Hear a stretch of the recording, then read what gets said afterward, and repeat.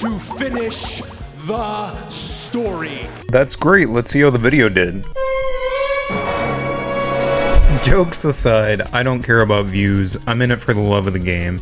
Y'all want it, you got it. Check the link in the description that covers chapters 1 through 3 if you're interested. But we start chapter 4 with Teddy Long once again glazing us, and we grill him about our paycheck. As a result, in true ECW fashion, Teddy doesn't have the money. Stephanie McMahon barges in and pretty much says that WWE ECW sucks and isn't a draw. Where's the lie? And we flat out just try to leave Teddy's sinking ship of a brand as champion, and Teddy flips the fuck out. He treats us to yet another match with our main agitator John Morrison, and he's a headache here. He uses our ex-fling Eve Torres, who he himself convinced not to go on a date with ZM to distract ZM, and then no-sells a choke bomb at Critical Health. In my notes it reads, "Fuck this guy," and I stand by it. Hibernation ensues. Next week we meet Christian outside, and he essentially gaslights us to stay on ECW so he can win back the title that we beat him for. ZM is innocuously fighting his wrestling uncle Finley in this episode, and he just kills this poor bastard. But not before Finley hits a goddamn buckle bomb, and we end up preventing any future hornswoggles from happening. Teddy seems desperate to keep us on ECW, to be honest, but when ZM heads home, he gets an email from Stephanie. She's cracked the fuck out because she sent Ted DiBiase Jr., convicted felon, to ZM's house. Ted DiBiase gets beat to death with the ECW belt for his efforts, and it was very cathartic. If only we knew what was to come for Mr. DiBiase. Week 3 is here, and we've got no pre-match angles. Evan Bourne catches a shitty weekly show buster for the easy dub, and after the match, Tilo calls us, possibly insinuating another blowy, but Stephanie informs Teddy and ZM that Vince McMahon himself has booked a Raw vs ECW ladder match for a monetary prize at the Great American Bash. What the fuck kind of main event is that on pay-per-view? Apparently Teddy needs this money to pay for Ted DiBiase's medical bills after we kicked his ass. For real though, ZM as a character has $37,300 saved up, which in inflation, that's $55,441 today. I can keep Ted in the damn ER without being in a damn ladder match. Our first pay-per-view of the video is here, The Bash, and admittedly, once again, Evan Bourne is the only polite guy in this entire game. I will say though, this stage looks awesome, and our mystery pay-per-view main event opponent is none other than CM Punk. I marked out, I'm not gonna lie. Nintendo DS quality This Fire Burns is sick as hell, but dear lord this match was not. ZM picks up ladders like he's losing his bowel controls, and the button command to pick up weapons is X plus Y pressed together. That sounds simple in concept, but half of the time it does not fucking work. There's 4 buttons right in the front of the controller. Look, that's not enough to work with? Why the hell isn't the ring in and ring out button the same as the weapon button? It makes no fucking sense, like SVR had this shit perfected.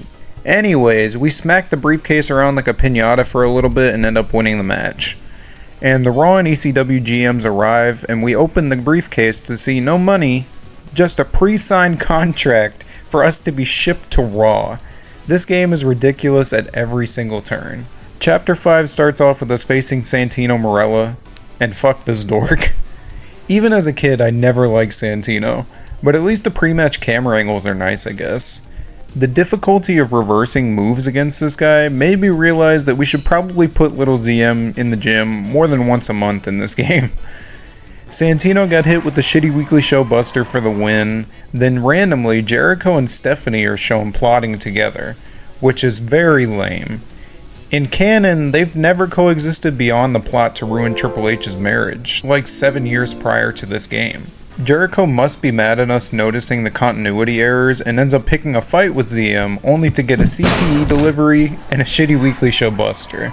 Then we chase Stephanie McMahon all over the game's map, and regardless of how she's been plotting on us and fucking our character over, the optics of this character chasing a woman that's alone is very sketchy. I would have rather just not done any of this at all. As a result of ZM chasing Stephanie McMahon around the planet, she puts ZM in a gauntlet match. We're fighting Cody Rhodes, Kane, and Chris Jericho. It's funny to see how things have changed. Jericho then hits us with a fucking chair before a gauntlet match. Like, how much of a bitch do you gotta be? And the panning shots backstage here actually popped me pretty good. Why in God's name is ZM just standing next to Jericho, the guy who just beat his head in with the chair? Go kick his ass. Cody catches the shitty weekly show buster pretty easily, and then the fuck-ass SVR 2010 oversights come into play. I stacked 3 cards for the first round of this gauntlet, used none of them, and now they're all gone for the Kane match? Are you fucking kidding me? Kane gets the buster, I'm fucking pissed at this point, and ZM passes out from exhaustion. This is bullshit, but I love the crime scene angle that they got of ZM on the mat. Punk helping ZM in the hospital was also pretty cute, and then Stephanie bans us from the Summerfest because we passed out before the third opponent in the gauntlet. That's lame. The next week of this storyline is legitimately the most absurd story path they've ever done for a PG era WWE game. CM Punk calls ZM to get Teddy Long to help us blackmail Stephanie McMahon. The incriminating evidence we have against Stephanie is nudes that she took in the 90s. What the fuck?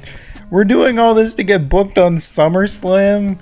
This is a kid's game on the DS. This was approved in 2009 WWE in the midst of Linda McMahon's Senate campaign. I wish one of the opposing candidates would have pulled this shit out on her in the middle of a hearing. That would have been funny. How did this happen?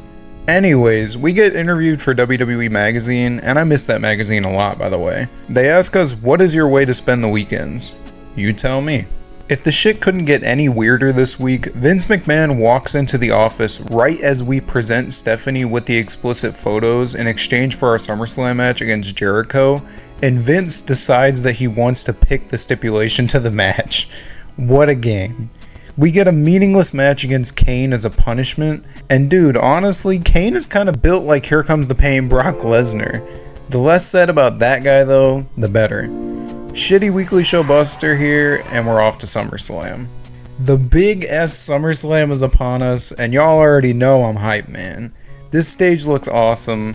Vince then makes the match a Raw roulette spin, and it lands on Last Man Standing. That's great. It takes only one shitty weekly show buster and about a dozen shots to the head with a wooden board to silence Y2J. This match was pretty cut and dry, this wasn't bad. Chapter 6 begins with a 4-man tournament for the Intercontinental Championship's #1 contendership. Stephanie tells us to go find our phone, and lo and behold, the home-invading, money-laundering prick, Ted DiBiase Jr., stole our phone. So we end up beating his head in with a lead pipe and get our phone back. We know. The game unfortunately forces ZM to play along with Ted DiBiase to injure Rey Mysterio so that DiBiase gets into the finals easily. Then I realize I'm fighting fucking Kane again. Is there nobody in this Raw mid-card? This whole thing feels like a downgrade from the ECW title path, to be honest. The billion-dollar asshole disqualifies ZM from the tournament and advances Kane to the finals. This game fucks me over at every turn. Of course, we just run into the guy that we screwed, Rey Mysterio, at the gym, as we always do, and he threatens ZM. Then Stephanie just randomly tells ZM he's back in the tournament after Ted DiBiase admits to us that he played us. So the only thing I've deciphered from this whole ordeal is that all of this blackmail shit was meaningless. Choke bomb to Kane for the win. End this tournament now, dude.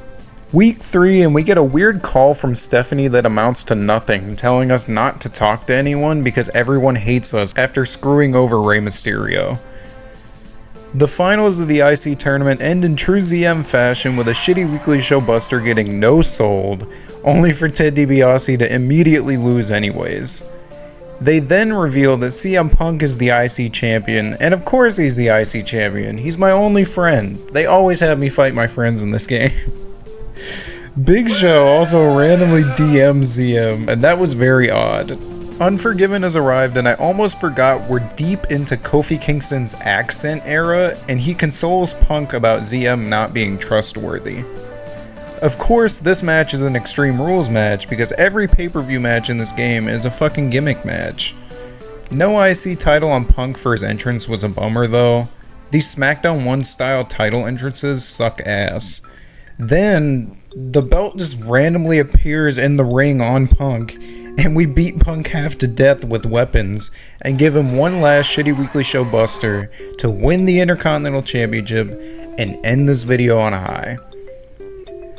I hope y'all enjoyed part 2 today. We're gonna finish the story, don't worry. I really appreciate y'all's support and enthusiasm.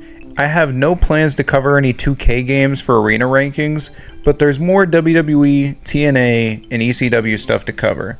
We're not getting rid of wrestling stuff, just integrating more non-wrestling stuff. And if that's not your bag, it's okay, I'll have stuff for you. Just take it easy and have a good one.